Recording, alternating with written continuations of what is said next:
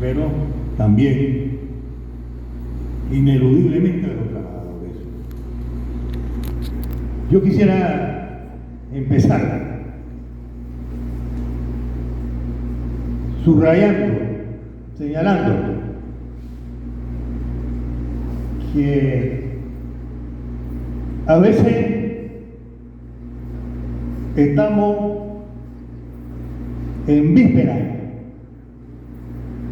de tormentas sociales, crisis sociales, pero que no sabemos con certeza cuándo esas crisis van a estallar.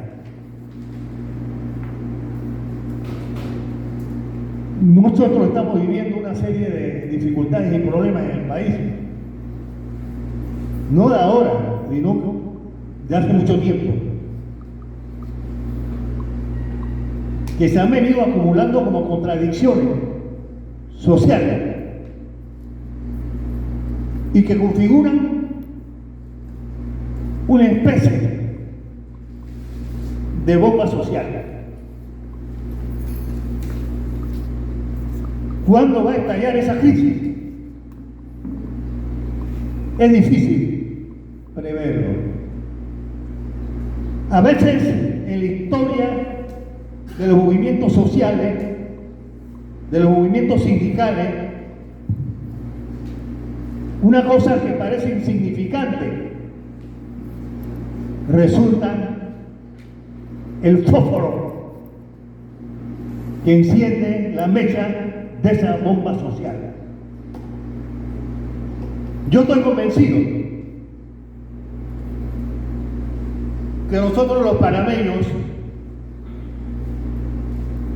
estamos montados en una montaña de situaciones y problemas que prefiguran un escenario de alto voltaje.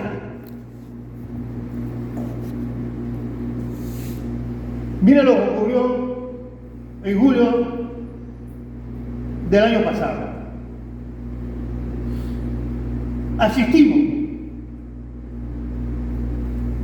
a un fuerte movimiento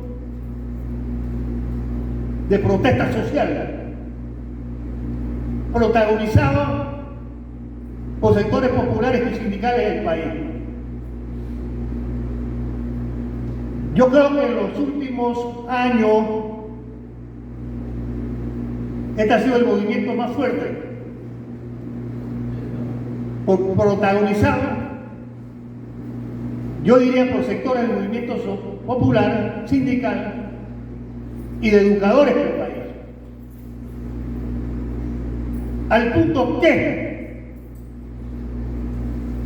se logró forjar una mesa de diálogo aquí en la provincia de Coclé para discutir temas centrales que afectan a los trabajadores y a los panameños. Uno, el tema de los medicamentos. Precios demasiado altos. Dos, el tema de la canasta básica alimentaria. Tres, el tema del combustible. Cuatro, el tema de la seguridad social, la caja del seguro social. Cinco, el tema de un modelo económico que tenga o haga énfasis en un mayor enfoque de desarrollo nacional. Pero miren lo que ocurrió. Y esta es una autocrítica que tiene que hacerse el movimiento sindical y los trabajadores. Fue un movimiento tan fuerte que logró sentar a la mesa de un diálogo en el país al gobierno nacional y que tuvo como mediador la Iglesia Católica. En ese diálogo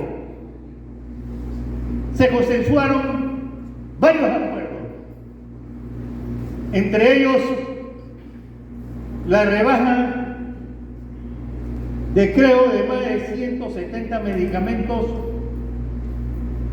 importantes para la salud de los panameños. También se logró un acuerdo en materia de canasta básica alimentaria y se logró un acuerdo sobre el tema del combustible. Los demás temas quedaron agenciados para la continuidad de esa mesa de diálogo social que se iba a convocar y que a la fecha no se ha convocado. Pero mire lo que ocurrió. Entre los sectores sindicales que estaban en la mesa, y entre ellos había representantes de la central a la cual ustedes pertenecen, la Confederación de Trabajadores de la República de Panamá, la CNTRP, se lograron acuerdos, al punto que el gobierno nacional emitió algunos decretos ejecutivos que tenían que ver con el tema de la rebaja de los medicamentos y de la canasta básica alimentaria. Pero aquí ocurrió una cosa que no la habíamos visto en los últimos años o décadas. Sencillamente el sector empleador del país, el sector empresarial del país, desafió al gobierno nacional y no cumplió con esos acuerdos. Y miren lo que la sabiduría popular señala o indica. Dice, ese diálogo sirvió para que aumentaran más los precios de la canasta básica alimentaria y de los medicamentos. Los empresarios desafiaron al gobierno nacional y dijeron que no estaban de acuerdo con eso. Y yo tengo que decir a ustedes hoy que no cumplieron con esos acuerdos.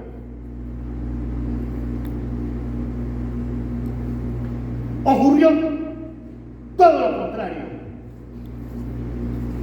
Los productos básicos de la canasta alimentaria aumentaron. El tema de los medicamentos, muchas farmacias se declararon en rebeldía y dijeron que no iban a cumplir con eso. Pero lo más grave, las empresas distribuidoras de medicamentos en Panamá les reveló esos acuerdos que se lograron producto de una presión del movimiento o sectores del movimiento popular. Aquí es donde viene la autocrítica. Se tuvo la fortaleza y la fuerza para sentar al gobierno nacional en una mesa y forzar algunos acuerdos. Pero no se tuvo la fuerza y la fortaleza para obligar a ese gobierno o a este gobierno de los empresarios a cumplir con esos acuerdos. Y hoy el pueblo panameño dice los medicamentos están más caros que antes de la mesa de ese diálogo. Hoy la comida está más cara. Entonces aquí hay una enseñanza. Es decir, se tuvo la fuerza, la convocatoria de sectores de masa y de sectores sindicales del país para forzar un diálogo al gobierno nacional. Sin embargo, no se tuvo la fuerza y la fortaleza para que se cumplieran con esos acuerdos. Y resultó que la calavera es más ñata de lo que uno pensaba. Esto es una experiencia que el movimiento sindical tiene que realizar en cuanto al tema de la acción sindical reivindicativa, ¿no? Fuerza para imponer un diálogo, pero no la suficiente fuerza para que se cumpla el resultado de esos diálogos. Miren lo que está ocurriendo en el país.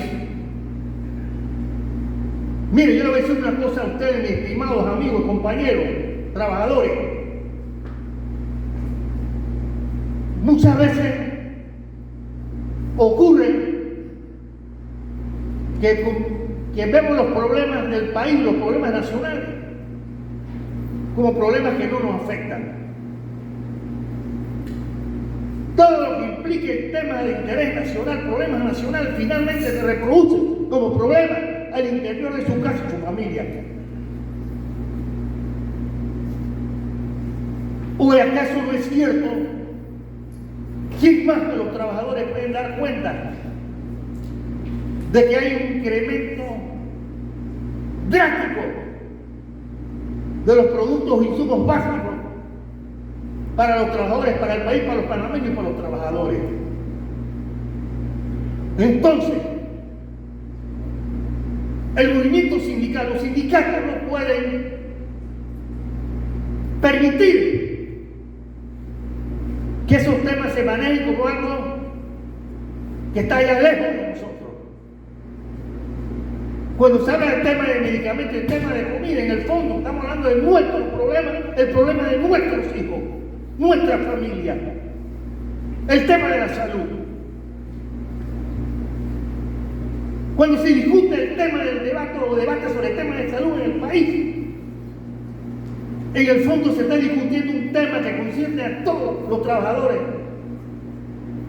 Y los trabajadores y sus organizaciones sociales tienen la responsabilidad de educar, generar conciencia, educación sindical sobre la materia. Y no cualquier conciencia, sino la conciencia para la acción sindical. Ahora mismo, el país enfrenta serios y graves problemas. Miren, la alta tasa de informalidad que hay en el país, el empleo precario, es una cosa exagerada. Cuando usted mide el tema de la informalidad en el empleo en el país y usted hace una comparación porcentualmente relativa, oiga, Panamá es uno de los países que porcentualmente hablando, comparado con otros países, tiene la más alta tasa de informalidad en el empleo. Ustedes saben lo que es la informalidad, ¿no? Aquel que no tiene un trabajo permanente, estable, sino que tiene que salir a ver qué recoge en la calle. Ese es un problema muy serio.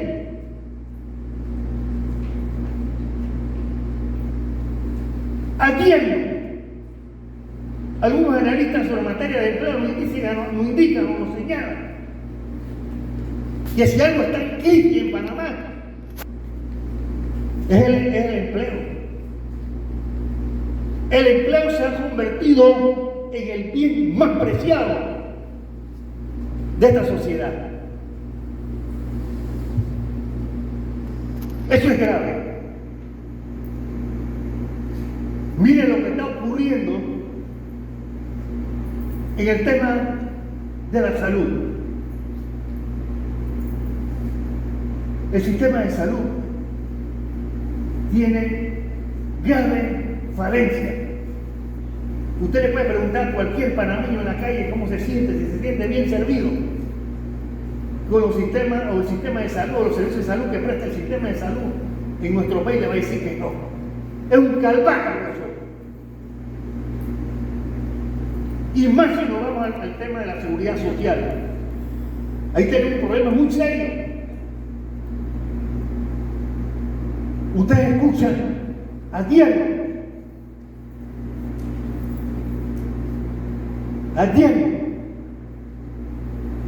que el sistema del Seguro Social, su programa de invalidez y vejez muerta, está a punto de colapsar. ¿Qué significa eso? Va a significar que no hay plata para los que se van a jubilar y para los que están jubilados no va a haber plata para cobrar. Eso es lo grave de eso. A veces el gobierno no habla claro, no habla con transparencia. Entonces se viene un debate en la sociedad que no es nuevo. Ya tiene varios años. Esto no es nuevo, se venía diciendo que la Caja del Seguro Social iba a entrar en una crisis. Cuando se planteó la reforma de la Caja del Seguro Social en el 2005, donde se tocaron temas relativos al programa de vejez y muerte, en esa reforma se dijo que había que revisar periódicamente el tema de la liquidez del programa de invalidez y muerte. Nunca se hizo. Y hoy nos encontramos en una situación de alta gravedad. Entonces, se viene debatiendo este tema en el seno de la sociedad, que es un tema que debe preocupar fundamentalmente a los trabajadores. Hay propuestas y propuestas. El movimiento sindical ha propuesto que el sistema debe ser fundamentalmente solidario. Los empresarios dicen que tenemos que caminar hacia un sistema de cuentas individuales, de ahorro individual. Y el gobierno no dice nada, calladito. Cuando este problema debió ser abordado por el gobierno nacional, incluso dentro del programa de sus promesas electorales, uno de los puntos fundamentales del programa del actual presidente del país fue abordar el tema de la Caja del Seguro Social. Pero hay que tener cuidado con este debate, porque se quiere sorprender la conciencia de los trabajadores en el sentido del programa de capitalización individual o ahorro individual es el mejor programa. Yo les voy a decir a ustedes, compañeros trabajadores, en todos, casi la mayoría de los países donde se eliminó el sistema solidario y se sustituyó por el programa de capitalización individual, ahorro individual, todos esos programas vienen en crisis. Y ese programa lo que paga es pensiones de hambre. Es decir, más que satisfacer las necesidades básicas de un trabajador cuando se retira, todo lo contrario, agrava sus problemas existenciales. Ahí está Chile, que tiene una discusión permanente del fracaso. ¿Por qué? Porque lo que se busca o se pretende que todos los asuntos que aporta el trabajador al sistema de la seguridad sean administradas por sectores de la empresa privada, lo que se conoce como administradora de fondos de pensiones. Pero son empresas que administran fondos de los trabajadores, pero no corren con los riesgos. Los riesgos siempre corren por parte de los trabajadores, y en tiempos de crisis,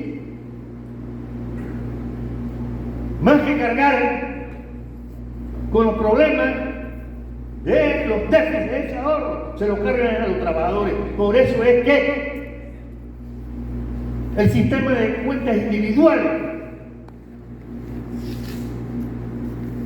está condenado, está dirigido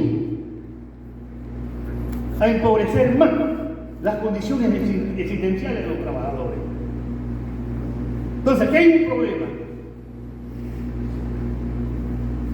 El gobierno no dice nada, pero la Constitución obliga al gobierno nacional, que es el que tiene que enfrentar a ver cómo resuelve este problema. Pero aquí nos encontramos con otro problema más grave, y yo lo he venido denunciando. ¿Usted sabe cuánto es la deuda externa del país? El endeudamiento que tiene la República de Panamá está próximo a los 45.000 a 50.000 millones de dólares. Es la deuda que tiene el país con la banca internacional. Y yo lo vengo diciendo, estos organismos internacionales de crédito manejan la tesis, manejan el argumento de que los estados no tienen por qué estar financiando temas relativos a la seguridad social para los trabajadores. Entonces usted tiene un gobierno que está fuertemente endeudado, ha endeudado el país. Uno llega a la conclusión de que ha estado evadiendo enfrentar este problema o tomar decisiones. Pero ¿qué es lo que hay en el fondo? Sencillamente, porque esos organismos, esos bancos internacionales le dicen al gobierno nacional: ustedes no tienen por qué estar aportando dinero. ¿Para qué? Para salvar nada. Usted lo que tiene que es pagarnos lo que nos debe. Entonces, destinar recursos del Estado a financiar un programa de seguridad social no es negocio para la banca internacional. Entonces, esta deuda externa la amarra la mano a los gobiernos, que no se deben tomar una decisión en dirección a suplir de recursos financieros, en este caso la Caja del Seguro Social, para que siga funcionando como una institución de seguridad social bajo un régimen plenamente solidario. Entonces tenemos un problema aquí. ¿Cómo se va a resolver esto? Ustedes escucharon al presidente en su intervención en la Asamblea. Miren lo que dijo.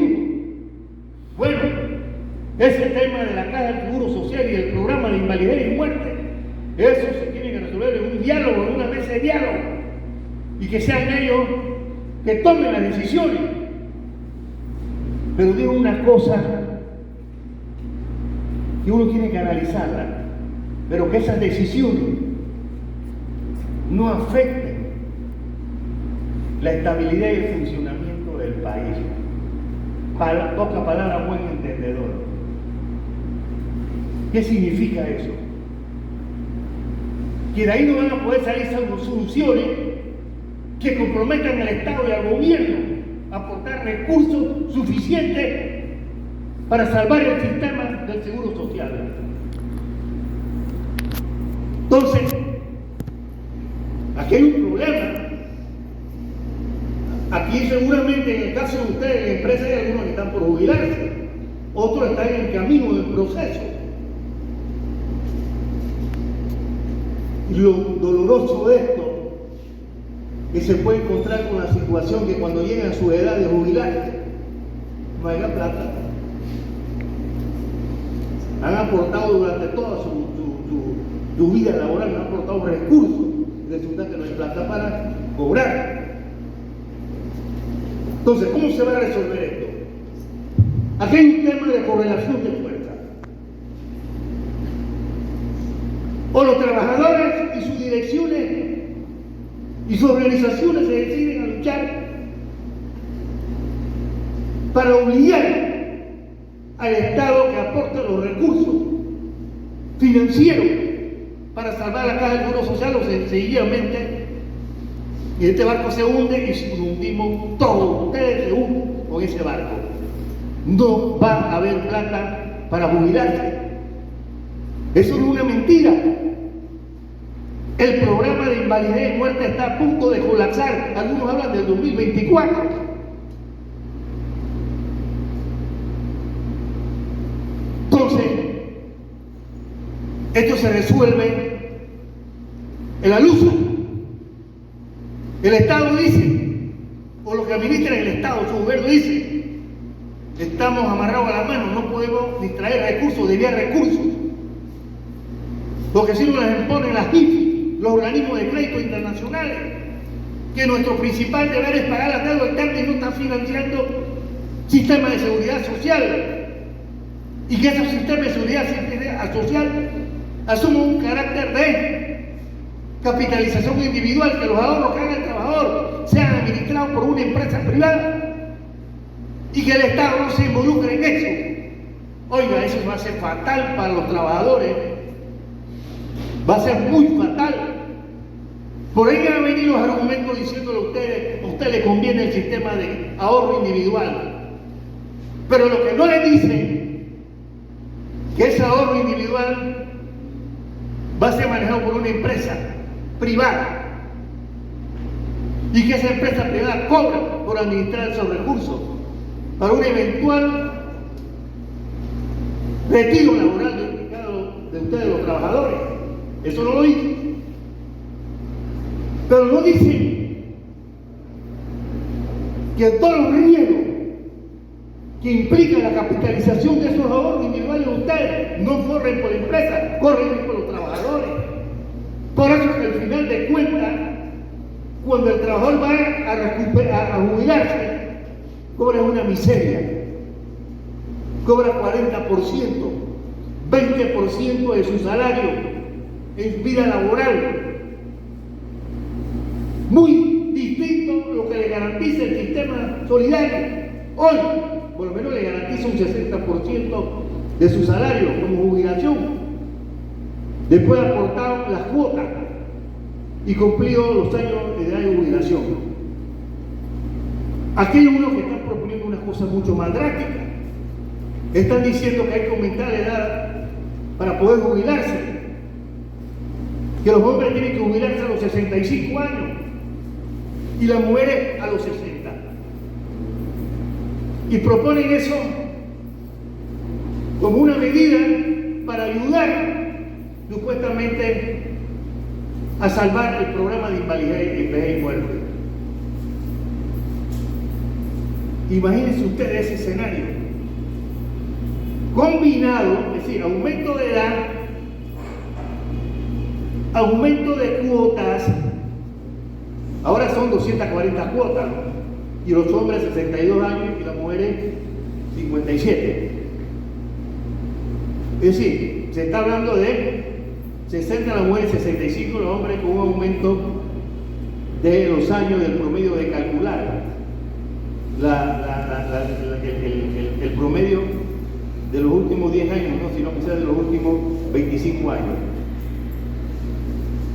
para establecer la mediana con la cual el trabajador se puede retirar en el evento que tenga que retirarse ya de su vida laboral. Oiga, vienen tiempos difíciles. Estas cosas, aquí yo estoy hablando de unas cosas como que eso fuera una cosa lejana, estoy hablando de un problema que se le viene encima a usted. Yo ayer estaba en una reunión en la Junta Directiva de la Confederación de Trabajadores de la República de Panamá, y ahí había una compañera que ella en una forma tal vez de molestia nos decía ahí en esa mesa, dice: yo no entiendo cómo están las cosas ahora con el tema de la Caja del Seguro Social, la eventualidad de su colapso,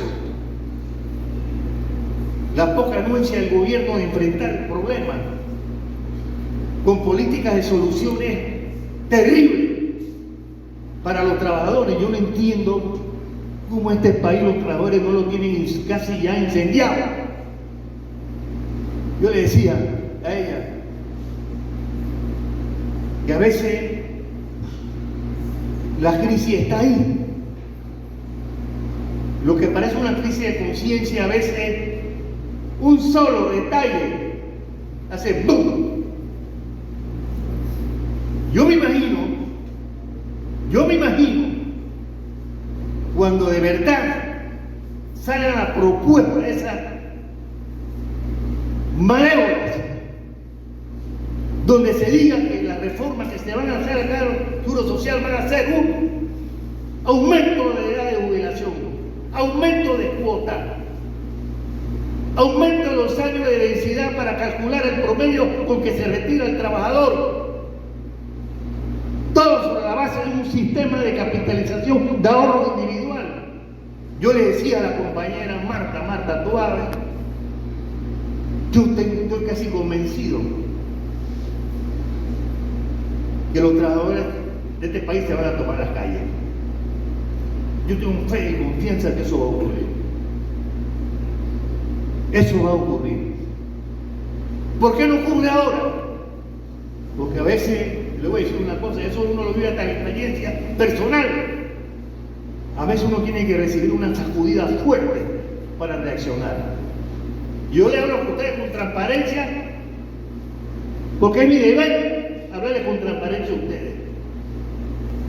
Cuando venga el golpe y ya ustedes lo tengan casi ya encima, yo estoy convencido que ustedes van a reaccionar y la clase obrera del país va a reaccionar.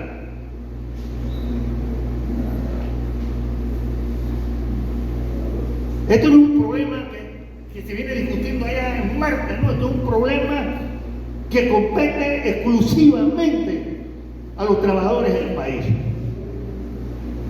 Mira lo que dijo la OIT. El informe se estaba esperando supuestamente para saber cuál era la situación de la Caja del Seguro Social. La OIT coincide. Hay una situación de gravedad. La Caja es un enfermo que está agonizando. Y entre lo que señala la Organización Internacional del Trabajo, la OIT dice, uno de los problemas que tiene la Caja del Seguro Social es que no tiene cotizantes. Cada vez tiene menos cotizantes. Cada vez la gente que cotiza es menos, en los últimos años ha sido menos. Y si eso es así, ¿dónde van a salir los recursos? Por lo menos el movimiento sindical organizado ha hecho una propuesta, presentó un proyecto de ley a la Asamblea donde hace algunas propuestas de dónde pueden salir los recursos para salvar el programa de invalidez y muerte.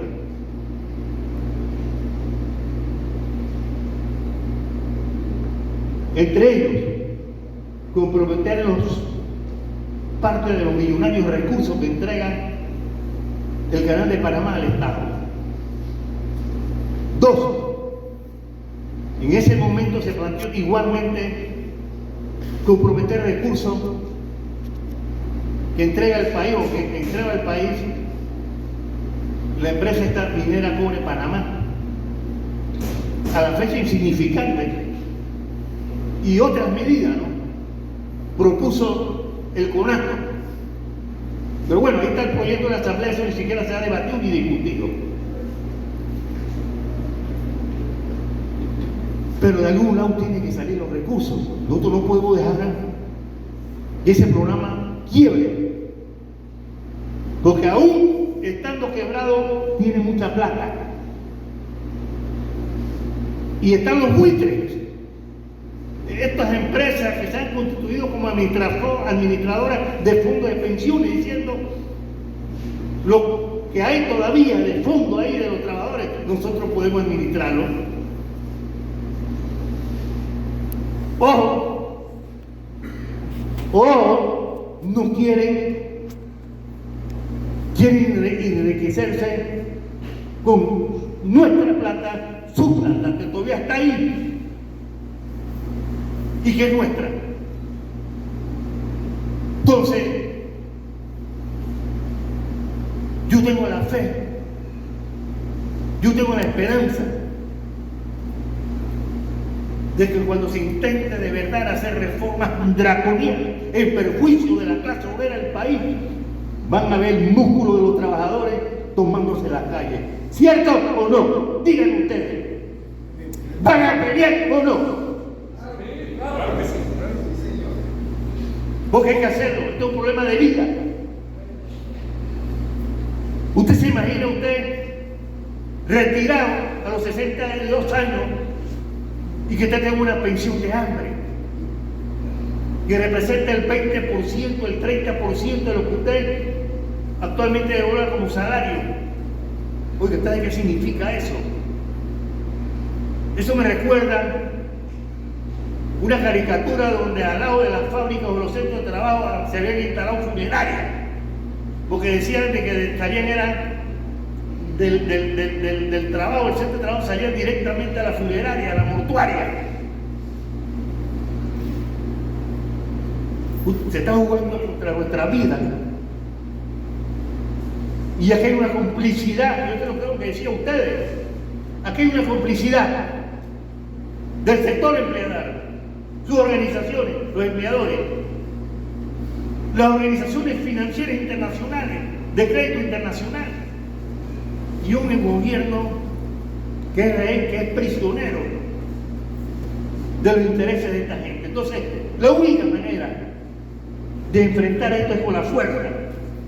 Y usted tiene la fuerza para enfrentarlo, pero si no lo hace, no va a comer el tigre, compañeros de trabajo. Hay que luchar, esto no hay. Mire, esto está ya 2024, está a la vuelta de la esquina. Miren, a mí me molesta mucho que el gobierno nacional se la ha pasado hablando es soquetada, sacándole la vuelta al problema y no ha resuelto nada. Usted sabe lo que dijo un asesor del presidente en un canal de televisión cuando la periodista le preguntó, y este tema de acá del Seguro Social, ¿qué va a hacer el gobierno? Dice, todo parece indicar que no nos vamos a meter con ese problema porque viene un año electoral y es una papa muy caliente y nosotros no queremos acabar de quemarnos.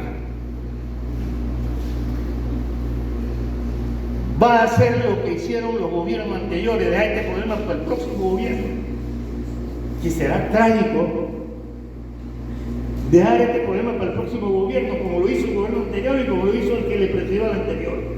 Ninguno aquí se metió a meter problemas, aunque todos sabían que la crisis venía, que el huracán venía, que el vendaval venía. Ninguno tuvo la fuerza o el carácter o la voluntad política de enfrentar este problema. Y mire dónde nos tiene hoy. Pero mire, este problema es más grande de lo que yo le estoy diciendo. ¿Usted sabe qué significa un colapso del programa de invalidez y muerte? Eso tiene un efecto dominó. No solamente se verán afectados las jubilaciones o las futuras pensiones de los trabajadores. Y le voy a decir algo, un poco de financieras se van a la quiebra. Se van a la quiebra, o banco. Es decir, como ellos todo lo que significa desde el punto de vista de fuerza laboral, los organismos de crédito nacionales se van a la porra. Porque le voy a decir una cosa, con toda la crisis que enfrenta la Caja del Seguro Social y su programa de invalidez y muerte, sigue siendo una de las instituciones de mayor interno ahorro del país. ¿Usted sabe cuántos millones de dólares se transfieren de los jubilados y pensionados? Se transfieren vía préstamos a la financiera en este país. Son millones y millones. Bueno, al punto que hay trabajadores jubilados que no cobran nada. Se han empeñado todo. ¿Usted sabe qué significa que de repente la institución colapse? Efecto dominó. Se van un poco de organismos financieros, se van a la quiebra. Pero el daño también que se le hace a la economía es muy grande. Al final, crisis económica, más desempleo. Esto no es cualquier problema. Yo se lo estoy graficando a ustedes para que vean que este es un problema y que hay que tomar conciencia. Esto no es un problema de Gumercindo, de Marcelino o de Puga, de repente es un problema de los trabajadores que con sus respectivos dirigentes van a tener que tomar la decisión: o nos llevan al matadero o salimos a pelear. Y cuando la dirección diga vamos a pelear, oye, el ejército de trabajadores tiene que salir a combatir. No nos queda otra. Se la estoy poniendo de esa manera, no nos queda otra. Morir o vencer, como decían los romanos. Morir o vencer. Esto es un problema grave. Hay un problema que usted ha visto ahora mismo, ha estado en los medios noticiosos del país. Es el tema de Minera Cobre Panamá. Ese es otro problema. Este problema tiene ribetes nacionales. Se trata de una empresa que ha estado explotando minerales, recursos naturales del país. Pero de acuerdo con el contrato original, ese contrato se le entregó fue a Petaquilla, Cobre Panamá, que diría un paisano aquí de Cuclé, Pfeiffer. Pfeiffer vendió todas sus acciones y se lo vendió a los canadienses, que es la empresa que hoy está ahí. Pero de acuerdo con el contrato original, lo que esa empresa estaba reportando en concepto de regalía del Estado Nacional panameño era un 2% de sus utilidades. ¿Sabes cuánto representaba eso? De unas utilidades que podían estar arriba de los 1.000 millones de balboas. ¿Sabes cuánto le reportaba al país? 2%. Estamos hablando de 22 millones o 25 millones. Una empresa haciéndose multimillonaria con el cobre y el oro y otros minerales que nos pertenecen a todos los panameños. Bueno, por fortuna vino la Corte Suprema de Justicia y dijo que la ley de esa concesión, que aprobó ese contrato de concesión de explotación de esos recursos, eran ilegales, era inconstitucional. Y si la Corte Suprema de Justicia declaró inconstitucional la ley que aprobó este contrato de concesión, se entiende entonces que el contrato muere, el contrato murió. Lo que significa que la empresa Quantum S.A., que es la empresa canadiense que opera minería de cobre en Panamá, ha estado operando ilegalmente en el país, usufructuando recursos minerales que le pertenecen a todos los panameños, al Estado Nacional. Entonces ocurre lo siguiente: el gobierno nacional entró en una negociación con esta empresa en enero pasado. Dice el gobierno nacional que llegaron a algunos acuerdos donde la empresa iba a reconocer mínimo la cantidad de 395 millones de balboas, más otro ingreso en concepto de regalía, y que se estaba en la fase, eso fue lo que se nos dijo en enero del 2022, que se estaba en la fase de la redacción del contrato. Pasaban los meses y nadie se había dado cuenta de cuál contrato, dónde estaba el contrato. De repente se nos dice, no, es que se está conversando con la empresa para que cumplan con lo que acordamos en enero del 22, porque todo pareciera indicar que cuando se entró en la fase de la redacción del contrato, la empresa dijo, se echó para atrás. Y ahora mismo hay una especie de pugna, ¿no? De puja y repuja entre el Estado Nacional, el gobierno y la empresa, ¿no? En estos días la empresa hace una conferencia de prensa en el Canadá y dice, miren por dónde va la cosa, y dice en esa conferencia de prensa que estaba dirigida a su inversionista, que ya casi estaba a punto de firmarse un contrato ya definitivo con Panamá, que ya había un acercamiento, un mayor acercamiento, y que esto pudiera resultar ya finalmente en un acuerdo definitivo. Al día siguiente el gobierno nacional, a través del Ministerio de Comercio y Industria, dice, eso es mentira, estamos muy distantes de un acuerdo.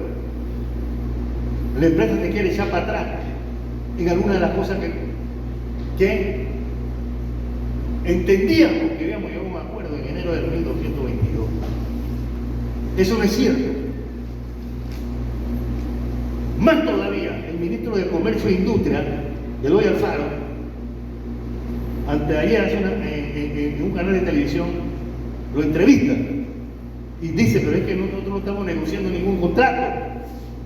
Nosotros lo que estamos es exigiendo que se cumpla con el acuerdo ese que pactamos o llegamos a un entendimiento en enero de 1922, y la empresa lo que nos viene es con nuevas propuestas. Y yo escucho a uno de los negociadores del gobierno nacional, el abogado Ebrahim Apata, que sale en la televisión diciendo, esta gente vino con una propuesta, una nueva propuesta, es decir, la empresa Quantum S.A., que es la que maneja la minera Cobre Panamá, vino con una propuesta que al final de cuentas no vamos a estar cobrando ni un centavo y al Estado no le va a entrar ni un centavo, tal vez hasta el 2026, 2027. Porque ellos están hablando de una especie de créditos fiscales que le done el Estado o que le facilite al Estado, y que con esos créditos fiscales ellos honran lo que tienen que entregar en concepto de regalía al Estado Nacional. Y dice Abad, en el fondo lo que nos va a entregar es puro papeles. Eso no es un negocio. Entonces, yo observo. Ahora, mira, yo le voy a decir una cosa a ustedes: el cobre es uno de los minerales más valorizados hoy mismo en el mercado internacional. Un valor extraordinario tiene el cobre. ¿Y qué decir el oro? Y esta empresa quiere venir todavía diciéndonos, primero, reconocernos sumas inferiores a las que yo entiendo, o dice el gobierno, que había llegado a un acuerdo en enero del 2022 de 395. Recuerden que el gobierno dijo en ese enero que de los 395 millones, creo que la mitad se iba a transferir al programa de invalidez y muerte para ayudarle de alguna manera a sostenerlo, aunque no es suficiente. Ahora, ni eso ni nada. La empresa sigue operando ilegalmente en el país. Yo me he hecho la pregunta como abogado: ¿cómo es posible que si la Corte Suprema de Justicia dice esa ley inconstitucional la que aprobó ese contrato y el contrato se cae, ¿por qué esa empresa ha estado operando en el país? Si lo ha estado haciendo ilegalmente. Ha estado usufructuando recursos que son del país, del Estado y de los panameños, mercadeando un producto que nos pertenece a todos nosotros y haciendo negocios en grande. Entonces, yo me hacía una pregunta en el día de ayer, yo le decía a un abogado: yo no entiendo. Es cierto, el gobierno está planteando que el mínimo debe ser 395 millones fuera de la regalía, que pueden representar un 12%, es decir, lo que pudiera representar al país más de 400 y pico millones de balboas. Cuidado que más. Con la transferencia fija, porque esos 395 son el concepto de impuestos que tiene que pagar, otra cosa ahí, ¿no? Más una regalía del 12%. Además de la suficiente tecnología para garantizar la sostenibilidad del medio ambiente en torno al área donde se está explotando el recurso minero. Además de eso, política de desarrollo de las comunidades que están alrededor o en la periferia de la mina, como son las ciudades de Donoso, Colón y algunas de acá de la provincia de ustedes. La información que da el gobierno es que la empresa se ha querido echar para atrás. Entonces, yo lo que digo es lo siguiente, porque esto es una burla. Me decía un compañero hoy, antes que llegue al sindicato, dice que un compañero le decía a él: oye, eso ahí es como una especie de un enclave que nos hace recordar a la antigua zona del canal. Ahí hay una especie de frontera, ahí no puede entrar cualquiera. Yo recuerdo que en medio de la pandemia prohibieron a las autoridades de trabajo entrar ahí a las instalaciones de la empresa. Entonces se maneja como si fuera un país aparte. Ahora, como es una empresa multimillonaria, tiene sobornado, comprado a muchos sectores de este país. Ustedes están viendo la campaña esa mediática que tiene la televisión, eso no es gratis. Vendiendo a la empresa como que es la salvadora del país, y que si la empresa se va, el país se acaba. Un poco de... Yo entiendo a la gente, pero aquí hay que tener a veces dignidad nacional. ¿Cómo es posible que una empresa transnacional se dé el lujo de desafiar un fallo de la Corte Suprema de Justicia? Entonces, ¿qué somos? ¿Somos un país soberano o no lo somos? ¿Somos una colonia o somos un país con un enclave adentro que es un país diferente? Constitución. Le voy a decir una cosa. Cuando la Corte declaró la inconstitucionalidad de la ley, ¿sabe lo que hizo un ministro del gobierno del ingeniero Juan Carlos Varela, el ministro de Comercio? En ese entonces era un licenciado Pío Rosemena. Sabiendo que había un fallo de la Corte que había declarado inconstitucional la ley y el contrato caput murió, este flagrante ministro, en nombre del gobierno de Varela, dicta una resolución diciendo que la concesión otorgada a Minera Cobre Panamá, cuando en ese año se prolongaba hasta el año de 2037. ¡Qué bárbaro! Es decir, que hasta el 2037 Panamá recibiría solamente el 2% de las multimillonarias ganancias que iba a tener esta empresa. Y por ahí vi algunos objetos míos, colegas míos abogados, defender la tesis de que ese contrato tenía una duración hasta el 2037. Es decir, la empresa ha invertido recursos, ha comprado medios, profesionales, colegas, para que digan todo lo contrario, para que digan que el contrato está vigente. Pues ese contrato no está vigente, esa gente está operando ilegalmente en el país. Pero yo tengo que decir que el gobierno está actuando con mucha blandenguería también, como una empresa que desafía un fallo de la Corte Suprema de Justicia, como una empresa que llega a un entendimiento con el gobierno nacional a inicio de enero de 2022, le plantea todo lo conversado y negociado y plantea nuevas exigencias. Oiga, falta un problema de carácter, de orgullo nacional, de soberanía, de jurisdicción. Entonces, nosotros aspiramos, yo no sé si se va a firmar el contrato o no. El gobierno dice que no se está negociando ningún contrato. Lo que se le está exigiendo a la empresa es que se arme el contrato de acuerdo con los términos que se fijaron en el 2022, enero del 2022. Pero aquí hay otro problema. La información no fluye hacia abajo. Y a veces yo tengo temor de que nos sorprendan como que se firmó un contrato y uno no sabe realmente, y uno va a descubrir el carácter de ese contrato cuando llegue a la asamblea. Miren, en la asamblea no va a ocurrir nada si se aprueba un contrato leonino para el país. ¿Sabe por qué? Porque de acuerdo con la Constitución Nacional, la asamblea no puede entrar a modificar nada. Constitucionalmente lo único que le queda es aprobar o improbar, es decir, aprobar el contrato es decir no lo aprobamos. Y uno tiene ya experiencia, uno ha vivido experiencia de esto. Yo recuerdo cuando se repartieron muchas bolsas, cuando se quería aprobar el contrato SEMI en la asamblea. Algunos de ustedes hablan de eso, del SEMI. Usted recuerda un diputado que salió molesto en la televisión diciendo aquí está lo que me dieron, molesto porque no se sentía cómodo con lo que le habían dado.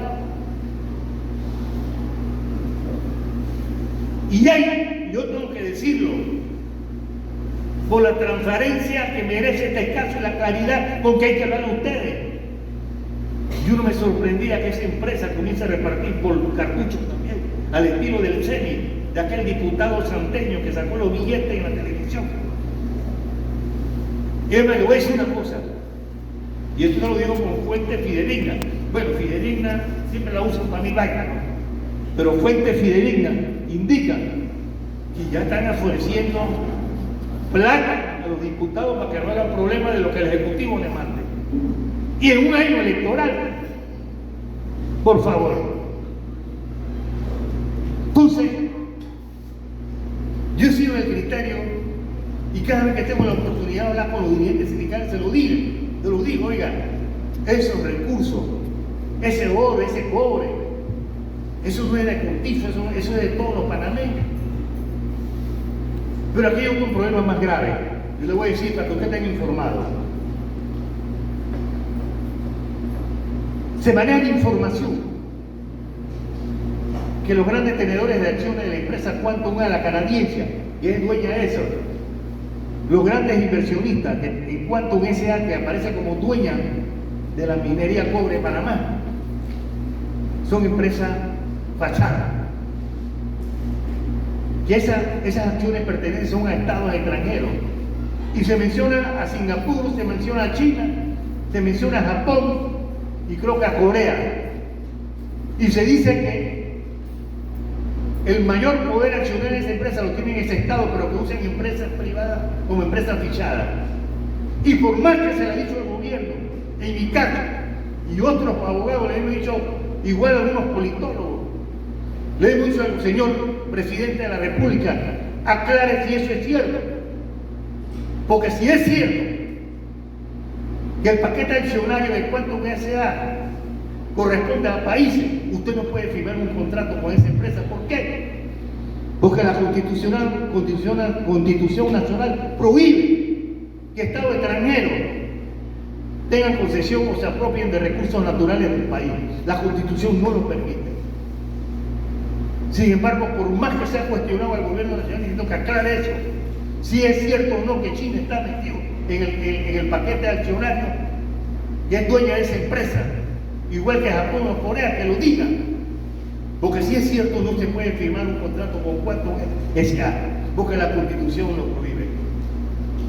Yo, en un escrito reciente, digo, señor presidente, tenga cuidado con firmar un contrato. Si después de esto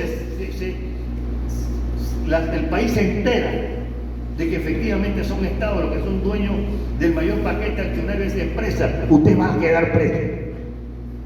Porque usted ha comprometido recursos que pertenecen a la nación y al país y solo ha entregado a empresas extranjeras. No han aclarado eso. Aquí hay un problema serio. Si usted me pregunta a mí, ¿usted está de acuerdo con la minera o no minera o que se explote? Yo digo, mi opinión es que se parte con quien sea en las mejores condiciones para el país, para nosotros. Pero lo que estamos viendo es que hay una falta de transparencia, hay una especie de oscuridad, laberinto, que genera duda de por dónde está caminando esto. Hay un ambiente de incertidumbre. Miren, yo voy a decir una cosa a ustedes, tal vez algunos aquí, yo soy mayor que ustedes, yo diría que ese es el promedio de la mayoría de ustedes, ¿no? Yo recuerdo cuando se estaban negociando los tratados de Torrijos-Carter.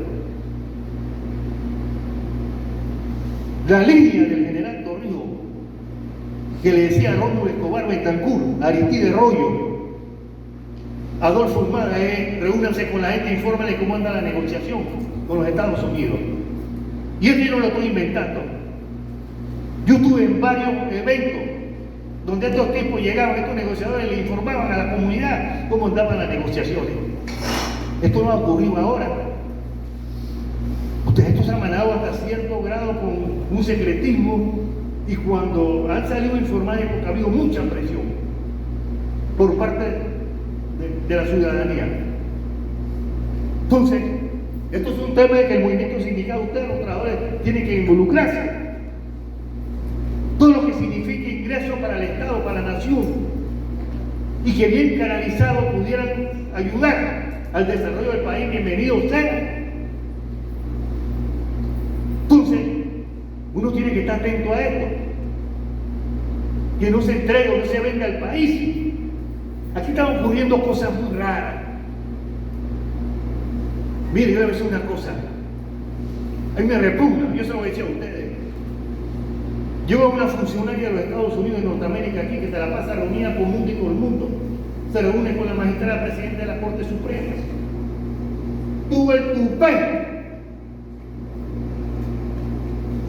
de decirle a la Asamblea Nacional, oiga, reúnanse y aprueben la ley de extinción de dominio. Oiga, una embajadora no puede hacer eso. Y usted la ve caminando por todo el país, reuniéndose con todo el mundo. A mí no se me olvida una cosa, se lo voy a decir a ustedes. Es una intromisión en el asunto interno del país. Usted sabe, recuerden, mire, yo le digo esto para que usted haga memoria. ¿Usted se recuerda en dónde se selló la alianza? ¿Dónde se selló la alianza Martinelli y Varela? ¿Usted lo recuerda? O en la embajada norteamericana. Y lo último, A mí ayer me llama un colega abogado, ¿te enteraste, Ramiro? Digo, ¿qué? ¿Me enteré de qué?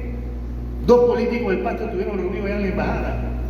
Digo, ¿y yo quiénes fueron esos? Fulano y Mengano, Blandoncito y Rómulo. ¿Qué hace una embajadora reuniéndose con secretarios generales y sobre todo ya en un ambiente preelectoral del país?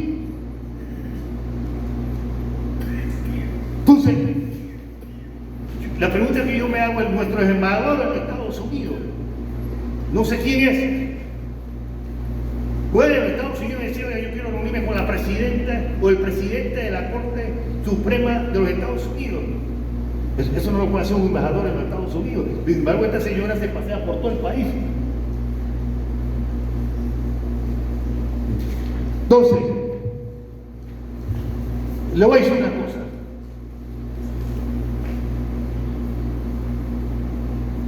Yo se lo voy a decir, se lo voy a plantear así, clarito. Y eso, la suerte de este país está en manos de ustedes. La suerte está en manos de ustedes. Lo que ustedes dejen de hacer o no hacer, eso va a tener un impacto en la vida nacional del país. Y yo quiero hablar con la sinceridad de ustedes. Yo no quisiera mañana que la gente diga: no, el movimiento sindical, los trabajadores no hicieron nada, no quitaron el sistema del seguro social, lo privatizaron y no hicieron nada. Eso va a ser doloroso. Eso va a ser doloroso. Mire, yo le digo una cosa: la dirigencia sindical no es nada sin ustedes. La dirigencia sindical no es nada con ustedes. Ustedes son el músculo, son la fuerza del movimiento sindical, tu barra. Y hay temas de interés nacional en el país, interés social, que son temas de ustedes, que los comprometen a ustedes. Ustedes tienen la última palabra en este asunto. Lo que yo les decía a ustedes: se imponen los intereses de las instituciones de crédito financiero, de los empresarios, o ustedes pelean lo suyo. Y yo estoy casi convencido que cuando ustedes salen a la calle, se toman las calles, ahí sale el músculo de ustedes y eso se impone. Pero no están, como uno dice en el barrio, en el gueto, nos están balbuceando y nos estamos durmiendo sobre nuestros laureles. Mire, yo le voy a decir una cosa para ir aterrizando, ¿no? Porque ya aquí el compañero se encuentra en pista de aterrizaje. Le voy a decir una cosa: el código de trabajo es sabio. ¿Usted sabe cómo define el código de trabajo de los sindicatos? Como una organización o instrumento de la democracia popular. ¿Qué le quiero decir con esto? El sindicalismo no solamente es para reivindicaciones económicas. El sindicalismo tiene que comprometerse con los problemas de la comunidad, del país. Por lo menos esa es la visión del nuevo sindicalismo, que nos legó un gran dirigente de ustedes a nivel internacional, Louis Anderson. El enfoque del sindicalismo sociopolítico no puede ser solamente en la lucha reivindicativa económica. Usted tiene un protagonismo que jugar en la lucha social, en la lucha por los intereses del país, que en el fondo son los intereses por la gran masa de los trabajadores. La lucha por generar más empleo en el país, eso no es un tema único y exclusivamente de los dirigentes sindicales, es un problema de todos nosotros. Le voy a decir una cosa ya para ir terminando. Estamos viviendo una época en que la convención colectiva se convierte como un instrumento, una herramienta fundamental de la lucha de los trabajadores. Las convenciones colectivas son instrumentos de conquista y beneficio para los trabajadores, en un sindicato o en cualquier sindicato. Y hay que defender la convención colectiva y hay que seguir luchando por ampliar los alcances de la convención colectiva. Yo tengo que reconocer que tal vez la convención de ustedes, yo lo he dicho en otras conferencias, una de las convenciones colectivas más modernas, más desarrolladas de todas las convenciones que yo he visto y las que yo he negociado es la de ustedes. Esa convención hay que defenderla, porque hay beneficios que no duran para siempre. A veces los empleadores vienen de regreso quitando conquistas, y si usted no la defiende, los dirigentes poco pueden hacer. Comprométanse empodérense de su convención colectiva. Porque las conquistas que están ahí no son, mira, las conquistas que están en esa convención, yo se lo digo porque yo he sido testigo viviente de eso. Las conquistas que están en esa convención colectiva es un producto intergeneracional de la dirección sindical que ha tenido este sindicato. Desde los tiempos de Marco Ramos, por allá por 1990, ya yo estaba aquí. Y lo que hoy ustedes tienen es producto de un esfuerzo de los compañeros que estaban en ese momento laborando en la empresa, o algunos están laborando en la dirigencia sindical. Es un resultado cualitativo de la lucha del pasado de los dirigentes. Ustedes tienen que defenderla, empodérense de ella. Hay que leérsela bien. Ese es su código en la empresa. Yo cierro con esta máxima. Mire, el código es sabio. Por algo el código de trabajo dice que los sindicatos son herramientas de democracia popular. Hagamos valer ese principio, compañeros. Gracias.